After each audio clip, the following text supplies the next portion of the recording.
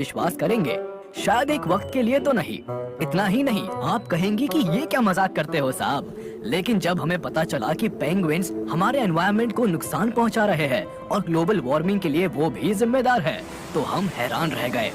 इसलिए आज हम इस वीडियो में आपको पेंगुइन से जुड़ी हर जरूरी बात बताएंगे। पेंगुइन्स जो कि दिखने में बहुत ही क्यूट होती है और मोस्टली ठंडे इलाकों में ही पाई जाती है। एंटार्क्टिका और उसके आसपास के एरियाज इन बर्ड्स को सबसे ज्यादा पसंद है।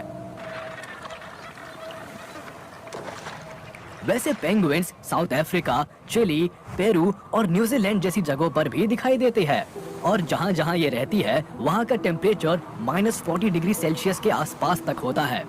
मतलब आप समझ सकते हैं कि ये बर्ड्स जिस तरह के टेम्परेचर में रहती है वहाँ शायद हम और आप 5 मिनट में ही जम जाएंगे।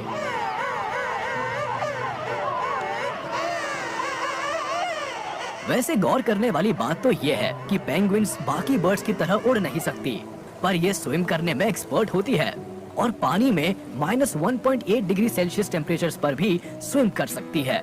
मतलब ऐसे पानी में हम स्विम तो छोड़िए, अगर उतरने की हिम्मत जुटा पाए तो नानी याद आ जाएगी।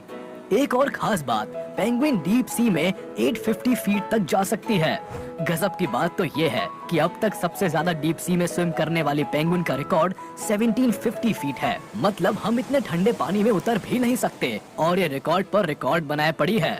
वैसे इतना जानने के बाद आपको लग रहा होगा कि ये सिर्फ समुद्र में रहना पसंद करती है, तो ऐसा नहीं है, क्योंकि पेंगुइन्स जितना वक्त पानी में बिताते हैं उतना ही उन्हें जमीन भी भाता है। फूड, अगर बात की जाए पेंगुइन्स के खाने की तो ये सी फूड और क्रिल्स जैसी चीजें कंज्यूम करती है। लेकिन कई बार पेंगुइन्स खाने की तलाश में leopard seals, sea lion, shark और किलर व्हेल्स का शिकार भी बन जाती है। और यही वजह है कि पेंगुइन्स रात के समय समुद्र के गहरे पानी में नहीं उतरती है। वैसे पेंगुइन्स इंसानों के पास आने से नहीं डरती, यानी कि वो आपको और हमें अपने लिए खतरा नहीं मानती। स्पीशीज, पेंगुइन्स की केवल साउथ हेमिस्फीयर में ही 45 स्पीशीज पाई जाती है, जिनमें से एम्परर पेंगुइन दुनिया भर में पाई जाने वाली पेंगुइन्स की सबसे बड़ी स्पीशीज है, जो 48 इंचेस तक बड़ी हो सकती है और इनका वेट 22 से 45 किलो तक हो सकता है। ये बर्ड्स खुद को गर्म रखने के लिए एक झुंड में रहती है।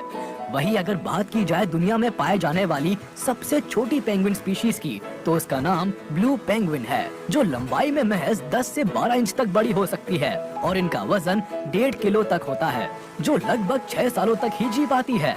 ये तो बात हो गई दुनिया की सबसे बड़ी और छोटी पेंगुइन की, लेकिन दुनिया की सबसे तेज स्विम करने वाली पेंगुइन जेन2 है, जो पानी में 35 किलोमीटर पर आवर की रफ्तार से स्विम कर सकती है।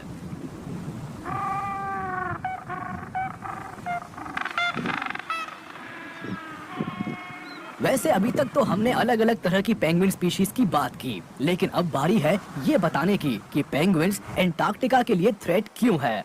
दरअसल साइंटिस्ट ने सैटेलाइट की हेल्प से पेंगुइन्स को देखना स्टार्ट किया है। सैटेलाइट्स एंटार्क्टिका के क्यूवरविले आइलैंड को कवर कर रही है, जहां पर कुछ अजीब तरह के धब्बे पाए गए हैं, जो पहली नजर में जमीन पर बने निशान नजर आते हैं।